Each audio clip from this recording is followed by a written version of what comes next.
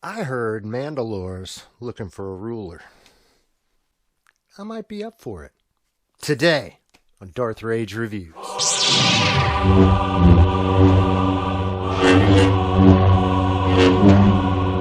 The Force is with you, young Skywalker. But you are not a Jedi yet. Greetings, Force fans, and welcome to another episode of Darth Rage Reviews, your source for the Force. If you'd be so kind, if you haven't, guys, you want to hit that subscribe button down there, hit that notification bell, and click up so you're notified every time I post a video, because I post videos all the time, guys, daily. Lots of good Star Wars content that you don't want to miss. Cosplay, it's all kinds of stuff. I mean, it's really not all kinds of stuff. It's just really Star Wars and cosplay. But if you like that, hit subscribe. It's completely free. All right, guys. So recently returned from Galaxy's Edge. As always, every trip down there is just, it's wonderful. It's kind of my home away from home. It's a place that I get to luckily go every single year. And this time, didn't disappoint. I found new things. I saw new things. I purchased new things. I always walk away with a lot more money spent than I expected. And I tend to find things that I didn't know that I wanted. But the thing I went down for this time was the Darksaber. I wanted to get myself a Darksaber.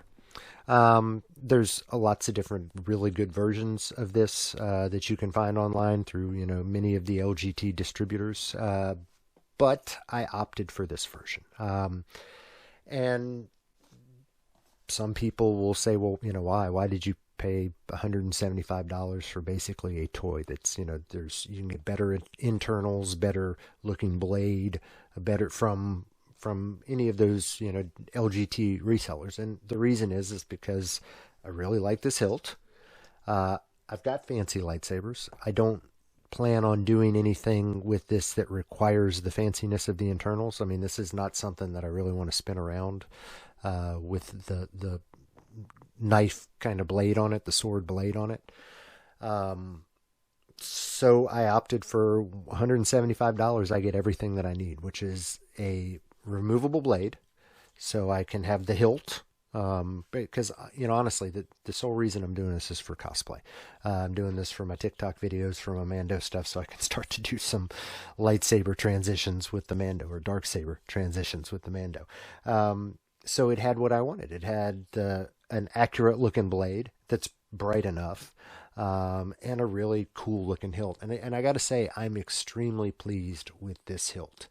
So this thing is very hefty. It's got the raised ridges, the kind of gloss interior lines, the part that's lower, and then the upper part here is kind of a matte black and a different finish. Windows here that, only two of them really light up when you have the blade in there, but it's got the windows there.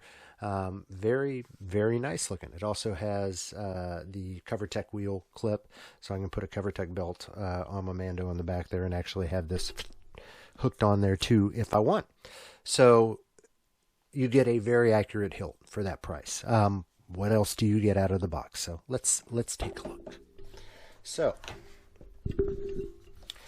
with all of the Disney sabers, this is simply the kind of blade plug that goes in when you don't have the blade in there. But with all the Disney sabers, you get a very cool lightsaber stand, so you can display the hilt when you want to by yourself. I've got two of these. They're actually on my windowsill right now, and I got different things on them. But it's a nice standing lightsaber hilt that comes packed in the box here. So you get that. I don't think there's a wall mount in this one. In my other ones, I actually got a wall mount with it as well, which was cool. Both the Rey Graflex and the Kylo Ren both came with a wall mount as well, but there's not a wall mount in this one. So you also, in this, you get the very cool, it's now actually stuck on the side there, Darksaber blade. So let me get this box out of there. And of course the display box, you get that as well. So Darksaber blade that comes with it. There's better looking blades out there, but for the 175, I just felt like this was a really good deal for the 175. So you put it in, you get a nice little refreshing click when you put that in there. Let you know that it's hooked up. And then let's ignite this puppy and see what happens. So I'm going to turn this light down here and actually that light down there so you can see the brightness better. Again, not the best brightness, and when it ignites, it kind of ignites really chunky. It's like a 1, 2, 3, 4. You can kind of see as it goes up, but it gets done what I needed to get done. So let me turn off this light, and we'll take a look.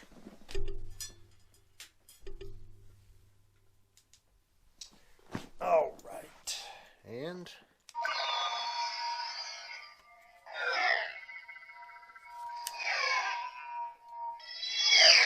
so it's, there's no smooth swing or anything. It's got a swing sound.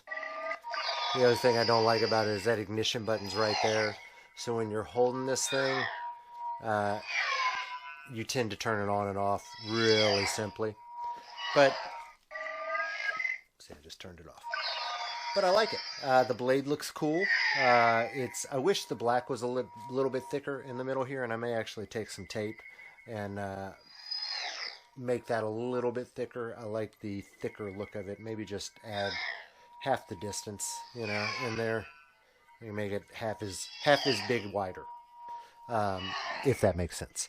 So, yeah, this is what you get for $175. Very pleased with it. Let's turn this back on. So, that is what you get for $175 for the Darksaber from, you know, Star Wars Galaxy's Edge. So these are available.